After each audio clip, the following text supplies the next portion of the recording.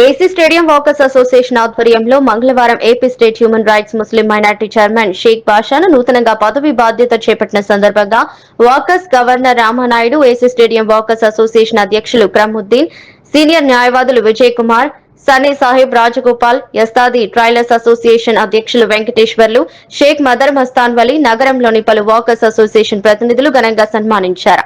అనంతరం మాట్లాడుతూ పదవి బాధ్యతలు స్వీకరించేందుకు తోడ్పడిన human rights protection council of India జాతీయ చైర్మన్ ప్రసన్న కుమార్, జాతీయ విజయ్ కుమార్లకు ధన్యవాదాలు తెలిపారు.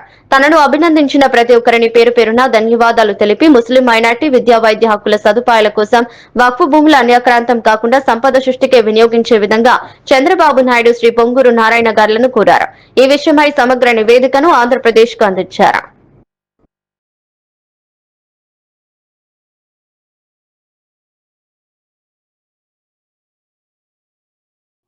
ఇంత ఘనంగా నన్ను సన్మానించడం నాకు చాలా సంతోషంగా ఉంది.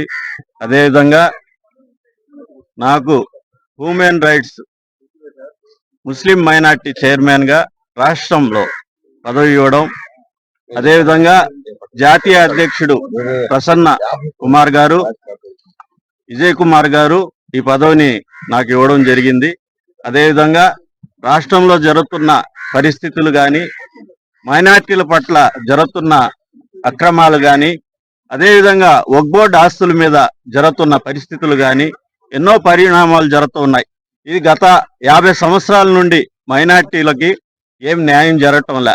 నేను కోరుకునేది, ఈ చైర్మన్ గా మైనార్టీగా నేను కోరుకునేది ఏంటంటే, రాష్ట్రంలో ఎన్ని పట్టణాలు ఉన్నాయి, ఆ పట్టణాల్లో నడిబొడ్డున మైనార్టీ ఆస్తులు ఏ విధంగా ఉన్నాయి, ఏ లీజుల్లో ఉన్నాయి, ఏ కోట్లల్లో ఉన్నాయి, దాన్ని పరిష్కరించి ఆ పరిష్కారం అయిన తర్వాత ఏదో ఒక మంచి కమ్యూనిటీ హాల్స్, షాపింగ్ మాల్స్ ఏర్పాటు చేసి దాని ద్వారా పేద విద్యార్థులకి ఉచిత చికిత్సకి ఎన్నో కార్యక్రమాలు చేయవచ్చు, స్వతహాగా చేయవచ్చు. మైనార్టీ ఆస్తుల్ని సంరక్షించుకుంటే ఎన్నో పేద బీసీ మైనార్టీ విద్యార్థులకి ఎన్నో అవకాశాలు ఉన్నాయి.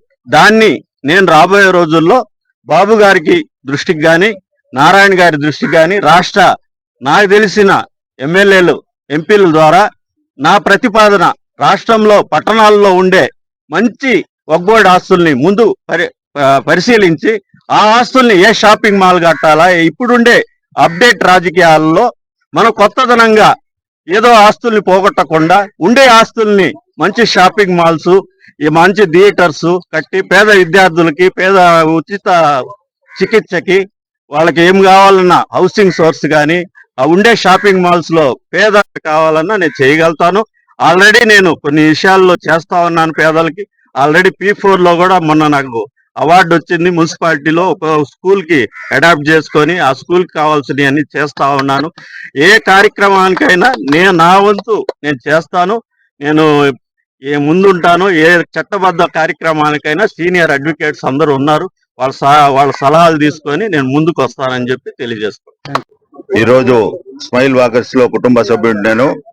ఈరోజు ఈ మజ్జిగ పంపిణీ కార్యక్రమం భక్తవత్సల రెడ్డి గారి దాతృత్వంతో చేశారు. చాలా సంతోషం. అలాగే ఇలాంటి కార్యక్రమాలు నిత్యం స్మైల్ వాకర్స్ ద్వారా జరుగుతూ ఉంటాయి.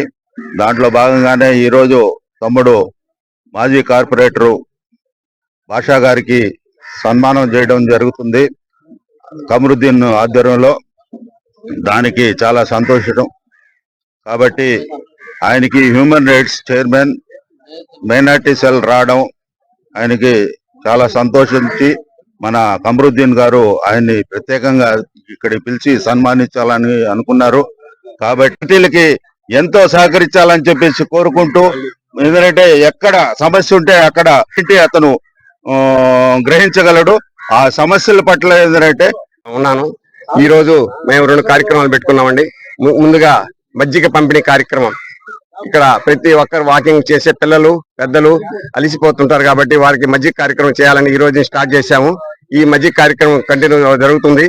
అలాగే తర్వాత హ్యూమన్ రైట్స్ లో స్టేట్ మైనార్టీ సెల్ చైర్మన్ గా వచ్చిన మా భాషాబాయ్ గారిని, ఎక్స్ కౌన్సిలర్ ఆయన పిలిచి సన్మానించదలిచాము. ఆయన కూడా వచ్చి ఇక్కడ మన స్మైల్ వాకర్ సభ్యులందరూ వచ్చి ఇక్కడికి వచ్చి ఆయన సన్మానించడం జరిగింది. అలాగే ఇటువంటి సేవా కార్యక్రమాలు స్మైల్ వాకర్స్ అసోసియేషన్ ఆధ్వర్యంలో జరుగుతుంటాయి. ఈ కార్యక్రమాలందరికీ మా సంస్థలు ఉన్న ప్రతి ఒక్కరూ, అలాగే భాషాబాయి గారు వారిని కూడా నేను కోరేది ఏంటంటే, మా వాకింగ్స్ కి సంబంధించిన ఏమన్నా సమస్యలు మీకు ఆడి వస్తే పరిష్కరించవలసిందిగా ఆయన్ని విజ్ఞప్తి చేసి సభాముఖంగా తెలియజేసుకుంటున్నాను.